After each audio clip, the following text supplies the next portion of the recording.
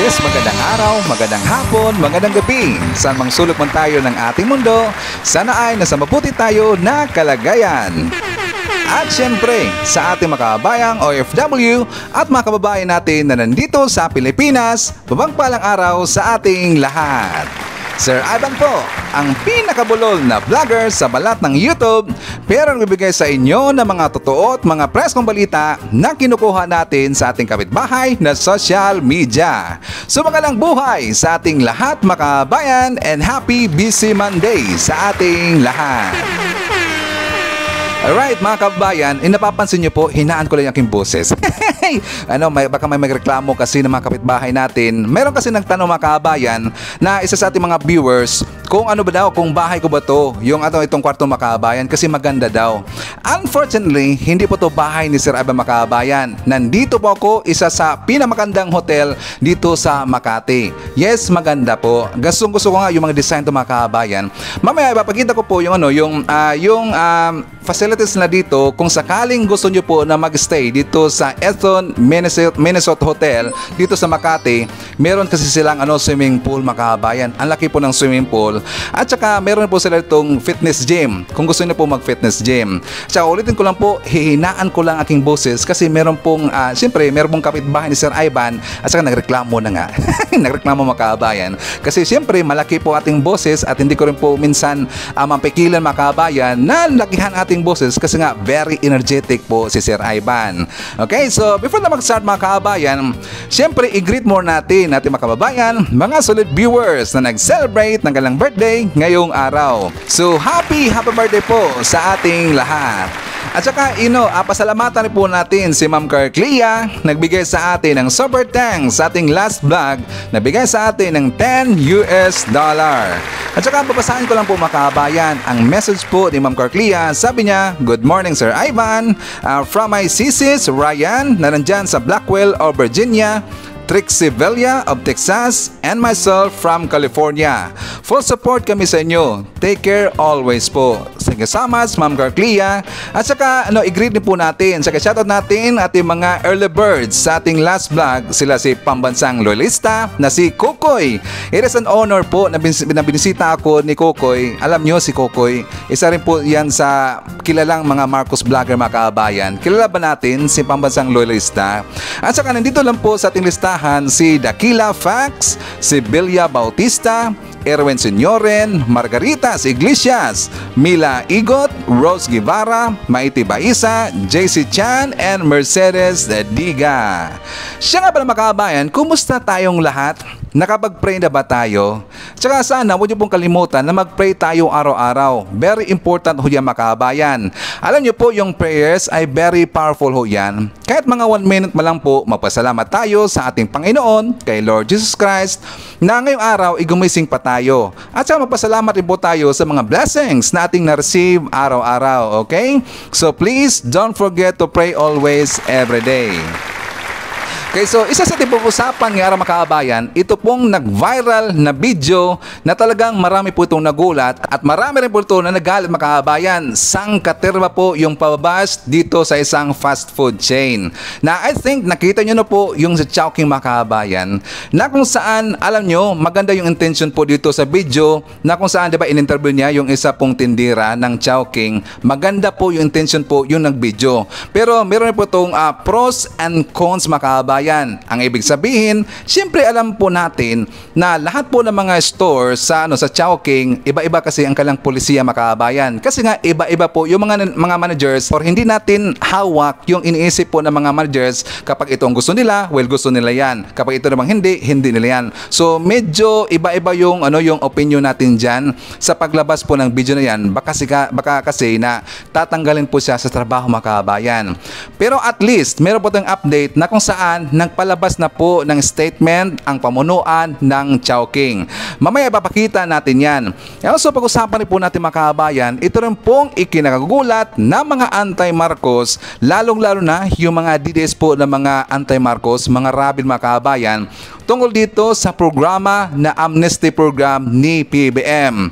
Marami sila itong nasabi na hindi maganda, napakasakit po na salita mga kababayan. Ginagamit na dito yung mga F-word o yung mga foul words na. na galit sila ito kay PBBM. Sabi niya, kalyado na daw totally ni PBBM yung mga NPA. Di ba yung amnesty program mga kabayan na kung saan, di ba, binigyan dito ng chance yung mga rebelde kung sakaling sila po dito ay magbagong buhay. Well, ito po ang programa, amnesty program. Pero iniba kasi sa pag-intindi nitong mga anti-Marcos na kung saan talagang naging komunista na ang pag-uutak daw ni PBBM. Kaya niya ginawang kaalyado ngayon yung mga NPA mga kabayan. Pero alam nyo po, at least dito sila si Ka Eric, yung kagrupo niya, yung mga kadre noon, full support dito sa programa ni PBBM. Bakit? Kasi hindi lang po ito nangyari kay PBBM mga kabayan. Nangyari rin po ito sa previous administration. Kaya sila talaga dito ay mapapahiya mga kabayan.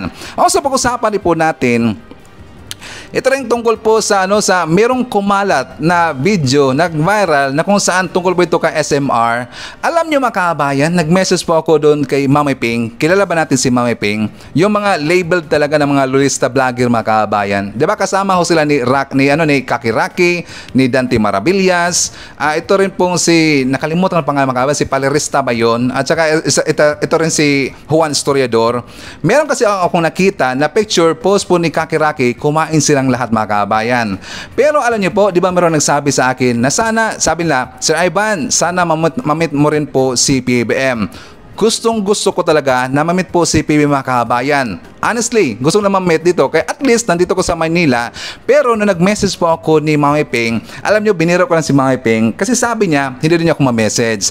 Pero nung nag-reply sa akin mga kabayan, abay, nandun pala sila sa Leyte. At saka kagagaling lang po nila sa Leyte. Alam nyo, gusto ko talaga makita si PBBM. Pero siyempre, napaka-busy nila. At saka ang pinaka-easiest outlet natin na pwedeng lapitan ang grupo po ni Mami Ping mga kabayan. Para rin po natin ma-meet personally si PBBM. Pero unfortunately, si Mami Ping napaka-busy talaga.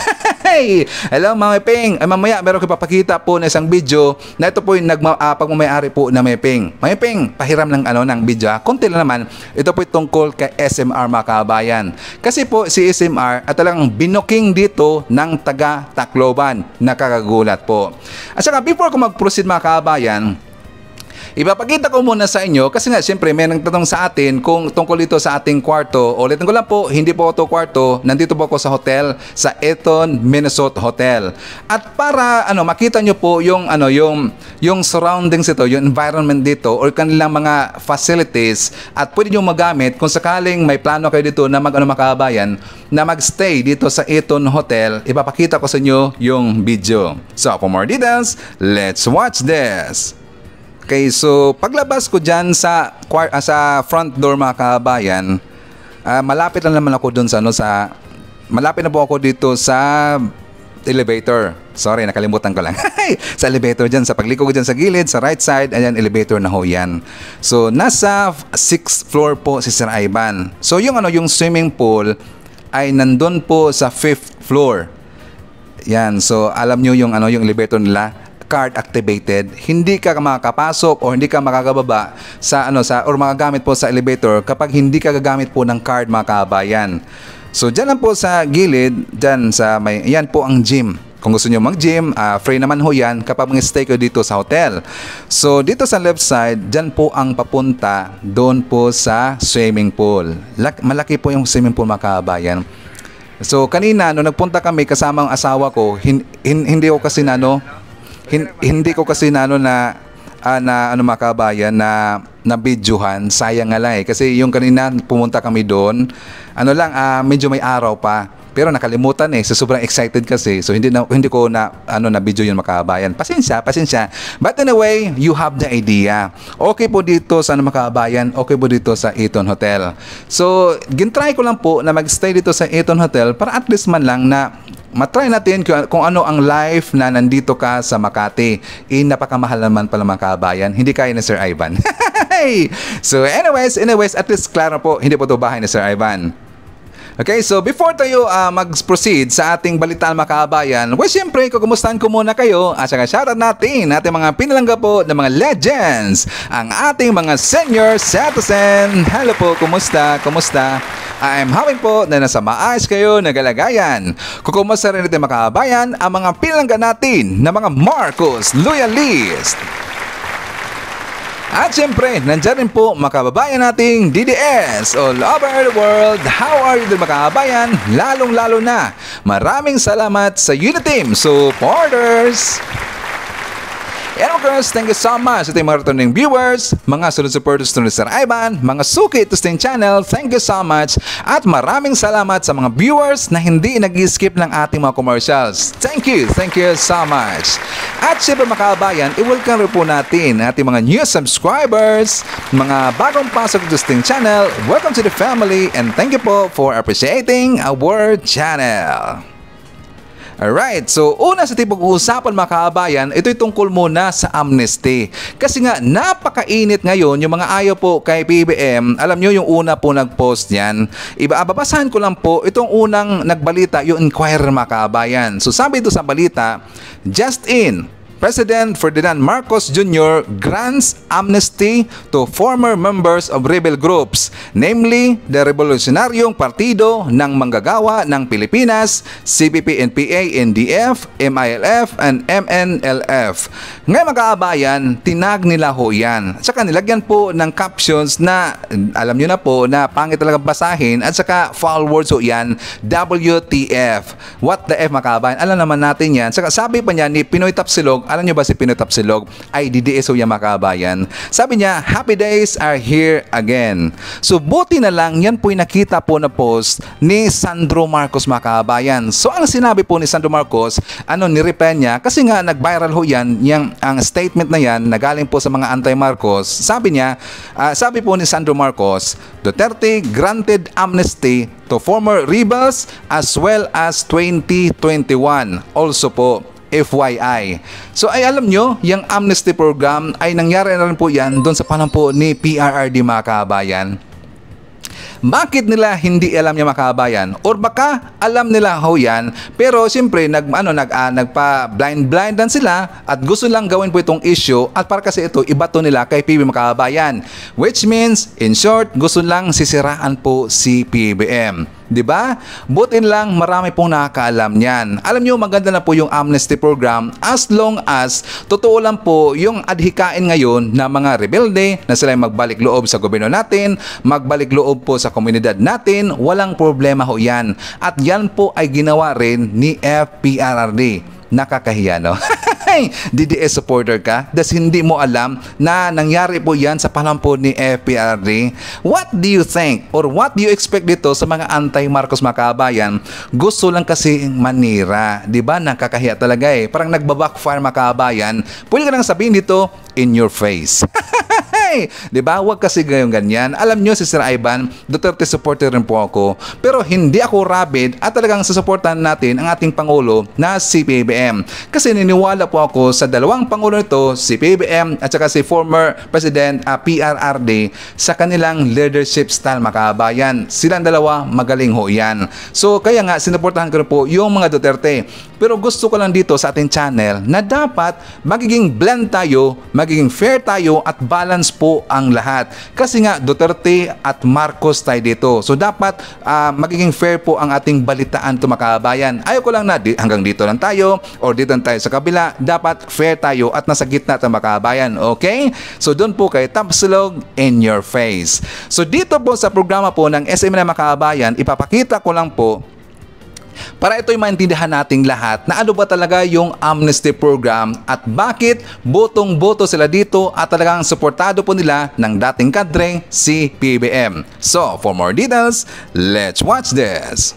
Sigurado kami, ako bilang former rebel, na hindi ito tatanggapin ng CPP, NPA, NDF. Ikikriticize nila ito, bubutasan nila ng propaganda, and this will now be a challenge to the House leadership because sigurado tayo na si Franz Castro, si Raul Manuel at si Arlene Brosas will follow the line of the Central Committee of the Communist Party of the Philippines and the NPA not to accept this amnesty proclamation with all good intentions provided by the government through the President Marcos Jr. sapagkat para sa kanila surrender ito. And number 2, ito ay panloloko daw dahil itatrap sila. And number 3, there will be no amnesty if you are not going to admit na nagkasala ka. First, admission, then submit yourself to the majesty of the law and surrender it. magpapailalim ka sa sakop ng batas. Parang ano bang ibig sabihin nito, no? Si BBM, kinakaibigan na niya ang CPP. Totoo na pala yun na nag-alyado na sila, ganyan-ganyan. So, pwede mo bang i-explain na this is really a good step for our country, no? Pagdating sa kapayapaan, tunay na kapayapaan. Yes, sir. Yeah. Yes, ano po masasabi ninyo sa napakagandang hakbang na ating Pangulo granting yung Proclamation number 404, granting amnesty to former rebels, former members of the Communist Party of the Philippines, New People's Army, National Democratic Front, CPP, NPA, NDF, who have committed crimes punishable under the revised penal code and special penal laws in furtherance of their political beliefs. Ano po masabi ng NTF-ELCAC dito? Latest ito, sir, na balita from kanya ngayon. Yes, Brother Franco. Actually, ito yung pinakamagandang balita na pumasok kaninang umaga. Na pinagpestahan talaga namin ng taga-NTF-ELCAC. Kasi ito na yung inaantay namin, ito na yung matagal namin iniintay na issuance ng executive. Para sa ganon ay tuluyan ng magsibabaan yung lahat pang natitira doon sa kabundukan na naniniwala pa sa CPP, NPA, NDF.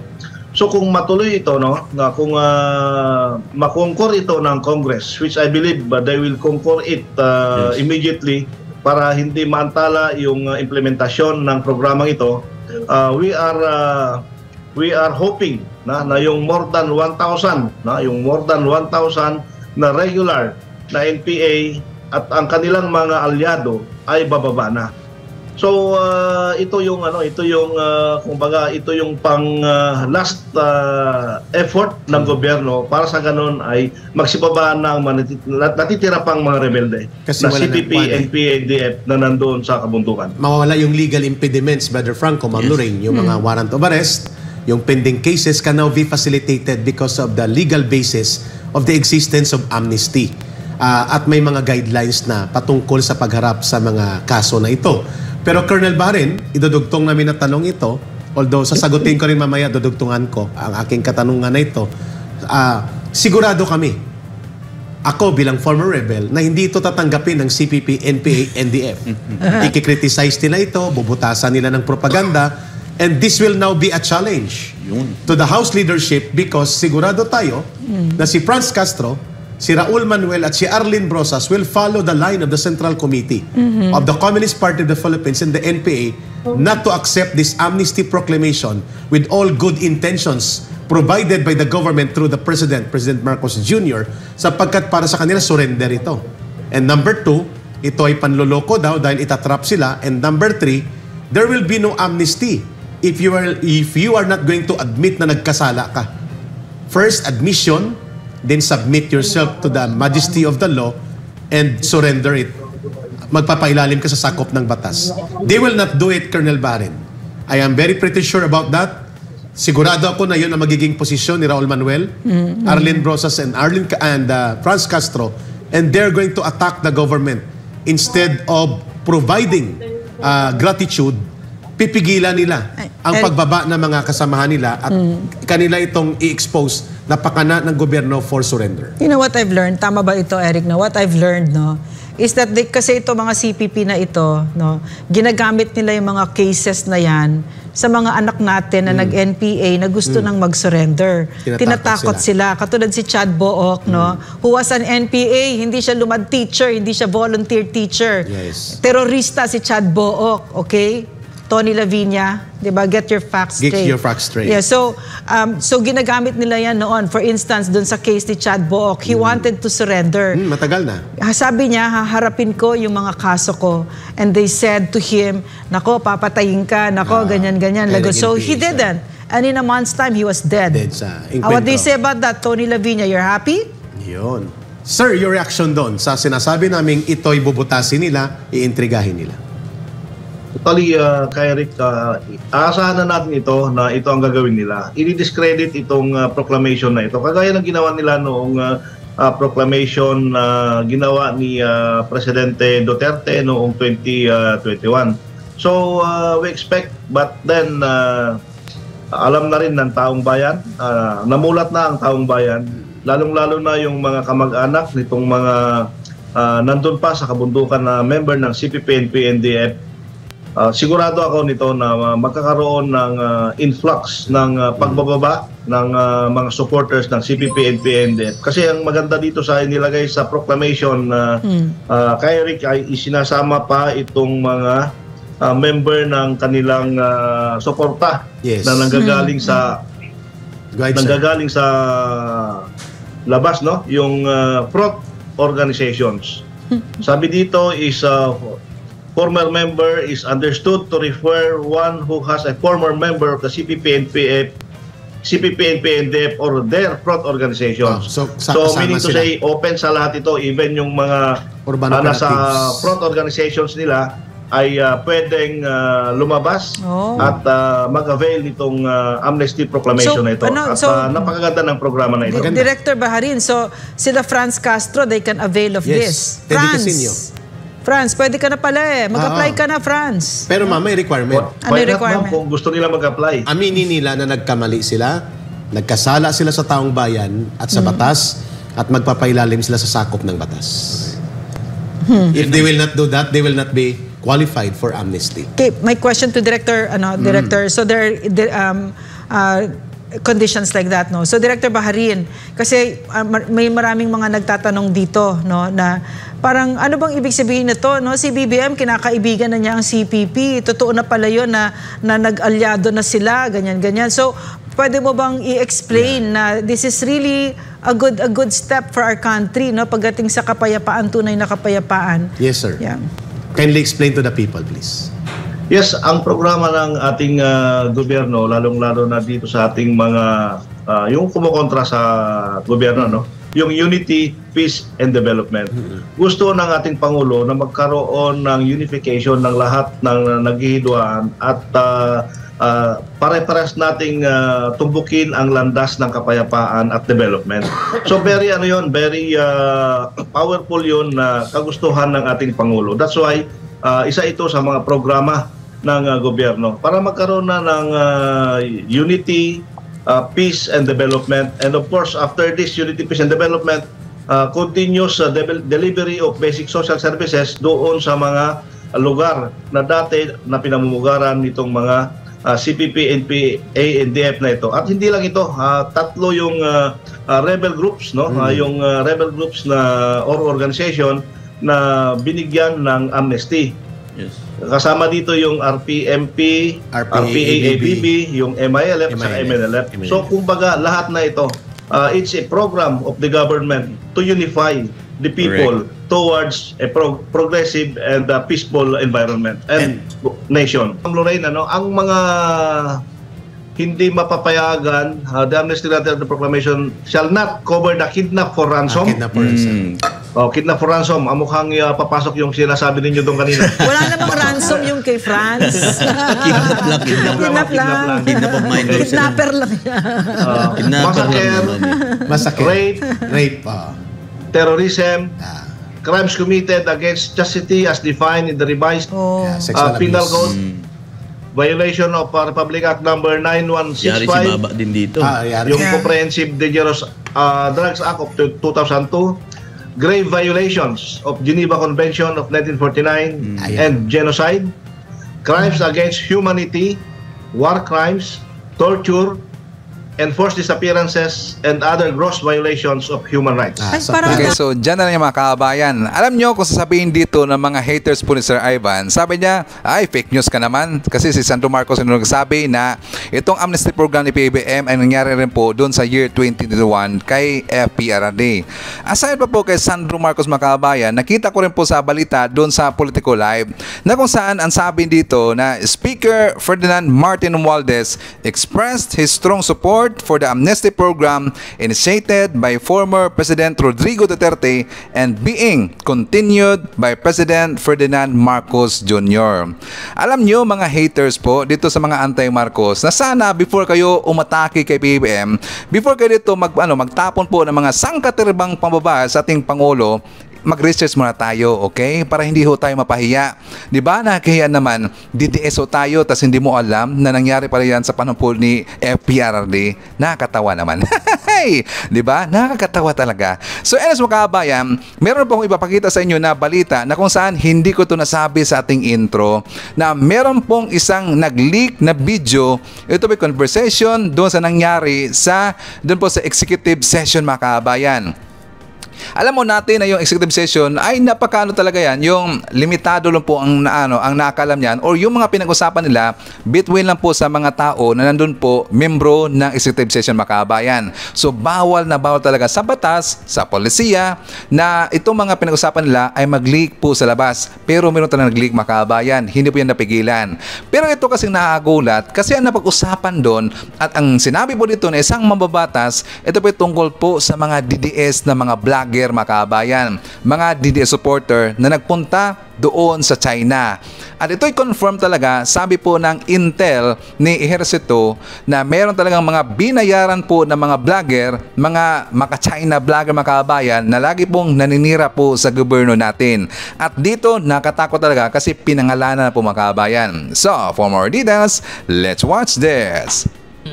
Pero itong mga to, yung mga supporters ni Duterte, alam naman natin kung gaano kabagsik din yung mga yan. Hindi naman sa nagte-threaten sila politically, pero they can organize din to protest this. Ako nga yung ilang sektor doon. Ako, taga-suporta ako ni Pangulong Duterte noong panahon na ako nagdepensa ng halos lahat ng mga infrastructure project yan dahil ako yung naniniwala. Kaso, may ilang sangay ng DDS. Nakakalungkot. Sila po ay pinopondohan ng China to create destabilization. At nagkataon, pagkatapos nilang 2 linggo sila sa China, magda 2 linggo ka ba sa China? No? Siguro na na yan, na indoctrinate at nagkaroon ng pare-pareho mensahe. Nagkataon naman, nagsalita ako tungkol sa West Philippine Sea.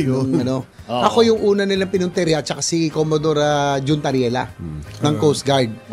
Tapos si Secretary Gibo Teodoro. Ang sa akin lang kasi hindi ko rin akalain sa ganitong sitwasyon, tumatawid tayo ng political color na binubuli tayo ng China. Dapat magkaisa tayo, Pilipino tayo. Ang kinalulukot ko, Yusek, hindi ko sukat akalain yung mga Pilipino na ibebenta ang ating bayan. No? Mahirap yun. Nakakalungkot. Ibig sabihin mo, Sen JB, meron dyan na nasa payroll na, kumbaga, ng China? Yan ang nasa Intel report. Yan po, inakausap ko. Intel report yun. Yan. Very credible. Ito ba yung mga may pupunta ng China ba? Ito ba yung mga pupunta ng China? Na bumisita pa? Pumunta pa ng... Matagal dun. Tagal dun? Matagal. 2 linggo. Ito si Eusebio nandun Eusebio. Ito ba yun yung mga all expenses paid na pinapunta doon sa China? Hanggang ngayon. Ito ba yung mga sinasabi mo? Sila Mark Lopez. Naku, kawawa naman. Wag naman. Issue dun. Nako Mark, bayaran ka pala Nakakatawa naman, Mark. Nakakatawa naman. Tingnan nyo, lagi nyo sinasabi na yung mga Marcos vlogger, bayaran daw mga kabayan. Anong yarang yun? Backfire tuloy. Sila dito ang bayaran. At ayon po yan sa Intel report po ni JB Ejercito mga kabayan. Alam nyo, nakita rin po yan sa, di ba meron pang pictures na kumakalat na kung saan nagpuntahan itong mga DDS vlogger doon sa China mga kabayan. I think months ago na ba yun or more than months na yun na nagpuntahan sila doon at talagang nag-stay po ito ng 2 weeks. Hindi natin alam kung anong ginagawa ng mga kabayan. Pero ayon po sa Intel report, sila dito'y kinuha po ng China at binayaran para po sisiraan po yung bansa natin, Pilipinas mga kabayan. Nakakahiya, no? Pilipino lang po ang sumisira sa bansa natin. Dapat hindi na sila pabalikin dito sa Pilipinas mga kabayan. Nakakahiya ang mga bayaran na yan. Lagi na sinasabi bayaran daw tayo, pero sila naman pala itong ang bayaran mga kabayan. At meron na pong nagpapatunay niyan, isang vlogger po dyan sa Twitter mga kabayan. Sabi po ni Mang Tomas, itong si Mang Tomas hindi ko sure kung siya ba'y DDS o Dilawan. Sabi dito, may picture weeks ago na mga nasa China, yung may field trip daw sila. Social media development program, parang ganun ang pinunta sa China. Ganun ba talaga ang pinunta sa China mga kabayan? 'Di ba? development program sa China ay binabayaran naman pala. Ayon ho ni JB Ejercito. Pero alam nyo, ang hinahanap nila ngayon kung sino po yung unang nag-upload po ng video na ito, mga kabayan. Kasi nga galing po yung clip na yan sa executive session. Alam natin, bawal po talaga na mag-leak po yung mga pinag-usapan doon sa executive session. Kasi nga dapat exclusive yan, mga kabayan, di ba? Pero yan po nangyari, at least nalaman natin kung sino dito ang mga totoong bayarang mga vloggers, di ba? Okay, so for the meantime, mga kabayan, dito tayo sa nag-viral po na balita na kung saan may nakita tayong isang sales lady sa taga Chowking na kung saan naglibot-libot po doon sa isang subdivision at ito po'y kinausap po na isang customer. Kasi nga itong customer ito, mga kabayan, concern sa dito sa isang babae na kung saan noong una sabi niya na kapag mo-order daw siya ng ice cream, ipagbalik na doon sa kanyang store at saka pag-deliver nila doon po sa customer, kabayan, baka lusaw na yung ice cream. Hindi na malamig or hindi na siguro naging wala ng yellow, yung ganun. So tinanong niya yung babae, ano ba daw yung form nila na pag-usapan doon sa stores kung sakaling mag-commute siya or ano pa ang kanyang sasakyan.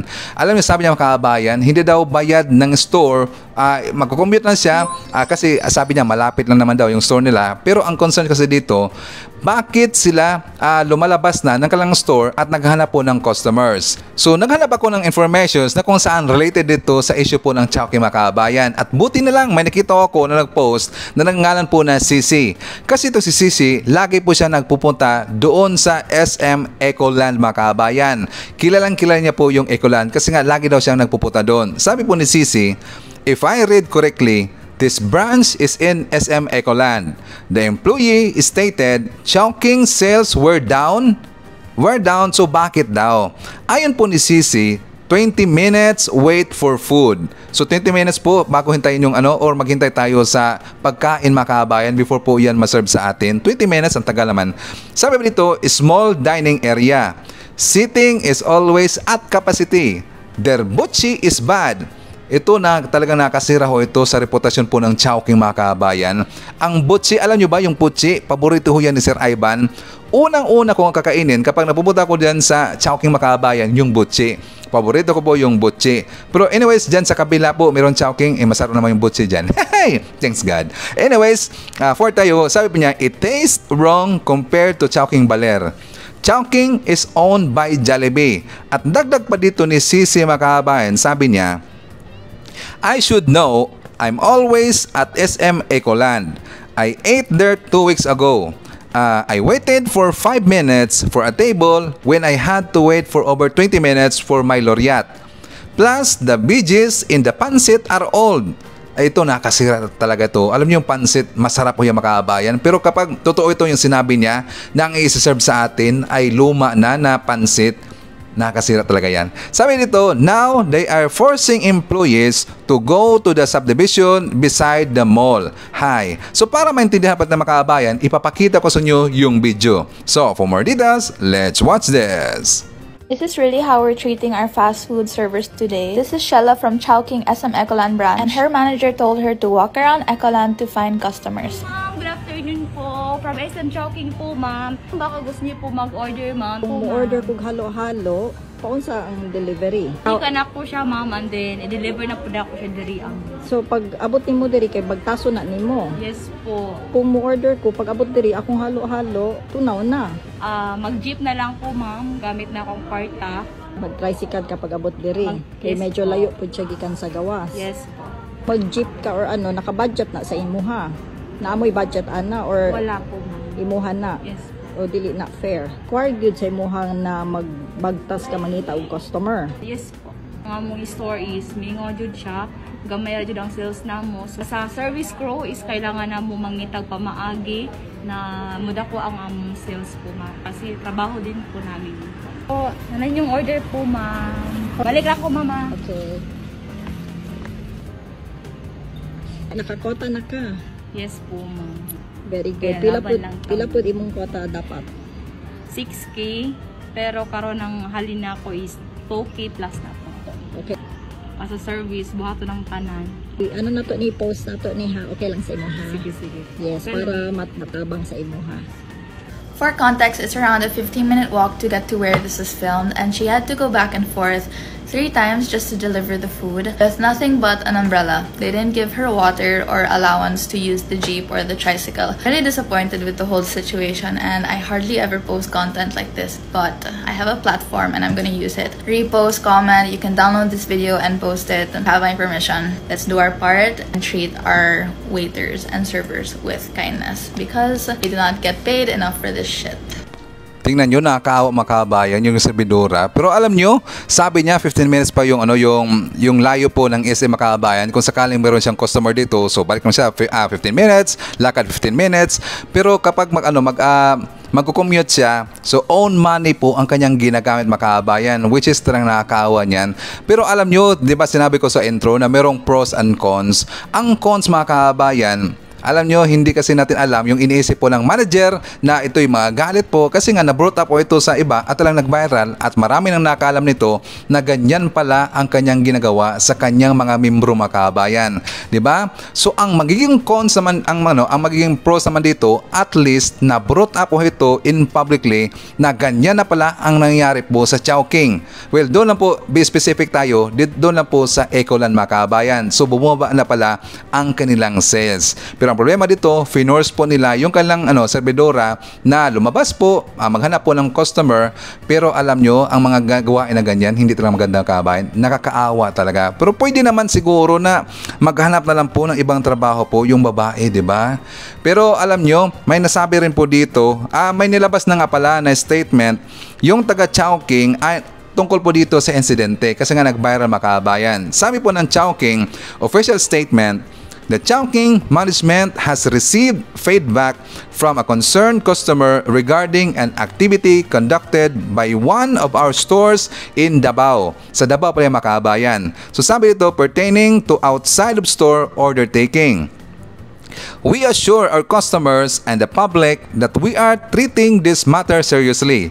As such, we have asked the store to place the said activity on hold, while the guidelines to ensure compliance with our standards are undergoing review.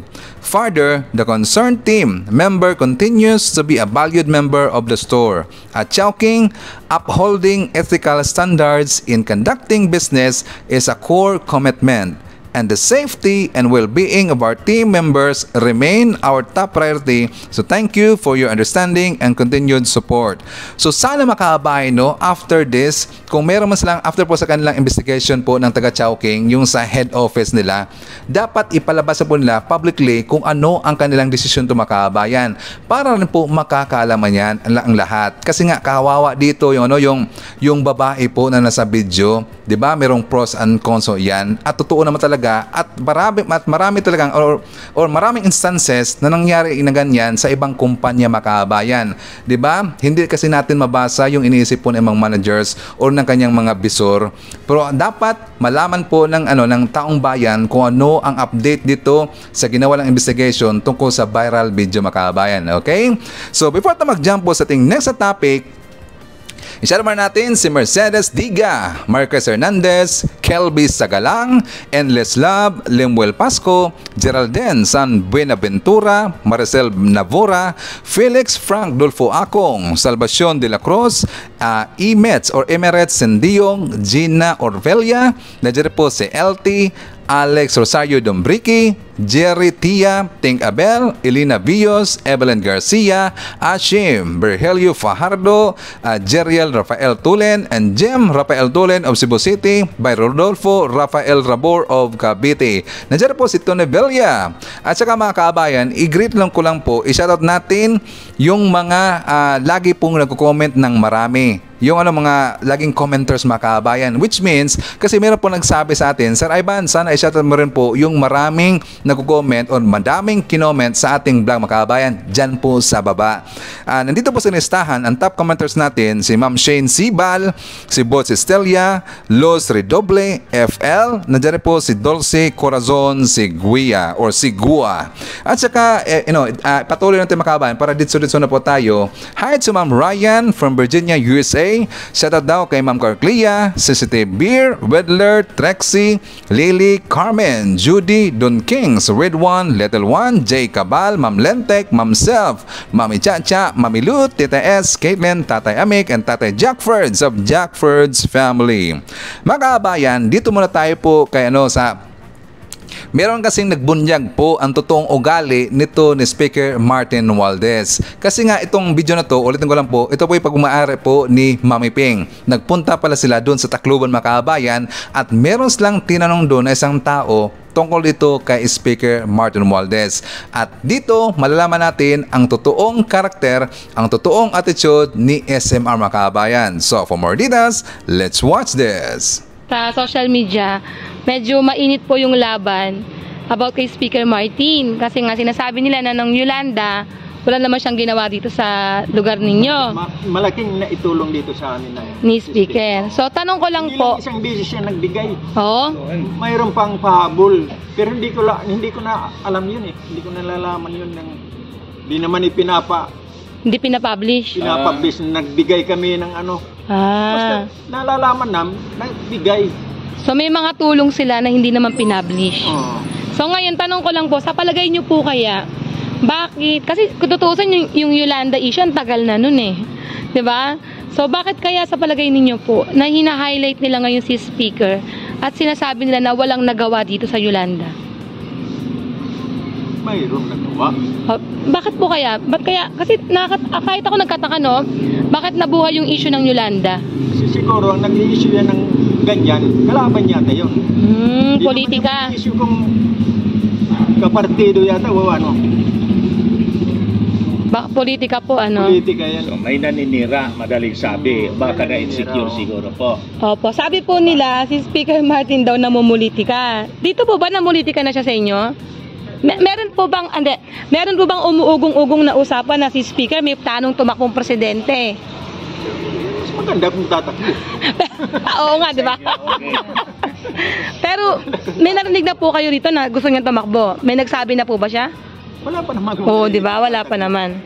So ibig sabihin, may kinakabahan lang. May kinakabahan. Yes, okay. Na-insecure. Na-insecure sila. Ayun. So ayun po, at least nalaman natin ngayon na si Speaker hindi naging walang silbi sa Tacloban. Hindi katulad nung pinapalabas ng iba na kesyo hindi tumulong. Hindi nyo siya nakita rito kasi lahat naman nun biktima eh. Lahat kayo biktima nun eh.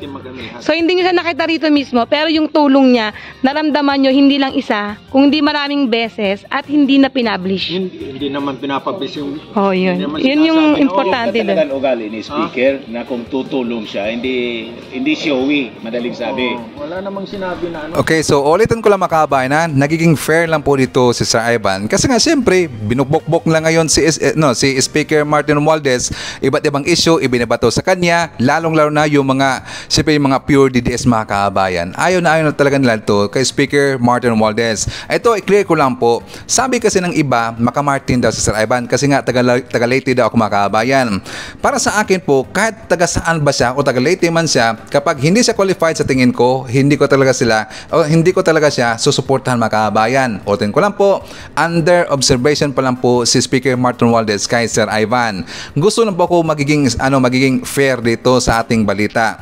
Kasi nga tungkol po dito sa lumalabas na kung saan, di ba, sabi na trapo paipal daw itong si SMR, mga kabayan. Kasi nga meron silang nakita po na picture na kasama po ni SMR ang kanyang asawa, mga kabayan. Ito'y programa po ng gobyerno, pero nakita natin ang mukha po ni Speaker Martin Romualdez. Sabi ito, never ginawa ng malasakit center ni PRRD ito. Ang kapal mo, Martin. Okay, hindi daw ginawa ito kakapalan daw ng mukha ang ginawa po ni Martin kasi nga naglagay siya ng mga pictures sa kanilang mga event o doon po sa kanilang mga programa, kabayan, na kung saan pera kasi ito ng taong bayan. Di ba, nakita natin yan. Ngayon, magiging fair lang po ako. Si Sir Ivan, ulitin ko, Duterte supporters po tayo at alam ko rin po yung nangyari sa panahon po ni FPRRD. Doon po sa panahon po ni FPRRD, mga kabayan, marami rin po mga pictures na nakalagay si FPRRD sa kanilang programa, sa kanilang projects or mga events na kanilang pinupuntahan. Diba? Nangyari rin po yan. Lalong-lalo na kapag kasama po niya si Bongo, nandyan rin po palagi ang mukha po ni FPRRD at si Bongo Makabayan. So hindi ho natin yan masabi na kung sabihin natin paipal, so ibig bang sabihin si Bongo at saka si FPRRD nagpaipal ng Makabayan? Alam mo natin sa programa po ni FPRRD, programa rin po dito sa mga event nila, at narinig rin po natin si FPRRD na ayaw niya yung maglagay po ng mga mukha niya Makabayan. Diba? Sinabi ho yan ni FPRRD na ayaw niya. Pero ang problema, siguro nandito po yung problema sa mga supporters niya, lalong-lalo na itong si Bongo, lagi kasing isinasama po yung picture ni FPRRD. So dahil doon, alam niyo Makabayan, nasisira po si FPRRD at parang nagbabackfire po sa kanya itong issue na to, kasi nga ang unang nagbato dito yung mga DDS na mga rabid. So nagbackfire po dito kay FPRRD Makabayan. Ang ibig sabihin, ang nagpapasira po ngayon sa pagkatao ni FPRRD, ang nagpapasira po ngayon sa kanyang pangalan, mismong mga supporters lang po Makabayan. Diba? So dapat magiging fair ho tayo, okay? So anyways Makabayan, yan po ating mga nakalap ng mga balita ngayong araw. Kung nakaabot ka po sa portion na to, sana nakapag-like na ho tayo. Libre po ang mag-share, libre din ang mag-subscribe. Again, maraming salamat sa mga viewers na hindi nag-skip ng ating mga commercials. Thank you so much. At before natin tapusin ating programa ngayong araw, sana sabayan nyo si Sir Ivan para sa ating live messaging prayer. Amang Diyos, samahan mo po ang mga dumaranas ng depresyon at pagkabalisa. Nawa sa pamamagitan ng kanilang kapamilya at kaibigan, makakuha sila ng suporta, lalong-lalo na sa aspitong medikal. Naway maging liwanag din kami sa mga dumaranas ng kadiliman. Sa pangalan ni Hesukristo, Amen. So maraming salamat mga kabayan, and I hope to see you again on my next video. BBM Sara, BBM Sara, pagkakaisa patungo sa ginhawa. BBM Sara, BBM Sara, para sa kinabukasan naming mga bata. BBM Sara, BBM Sara, walang imposible na kapag nagsama-sama. BBM Sara, BBM Sara, ang presidente at ang bisi na mahal ang mas.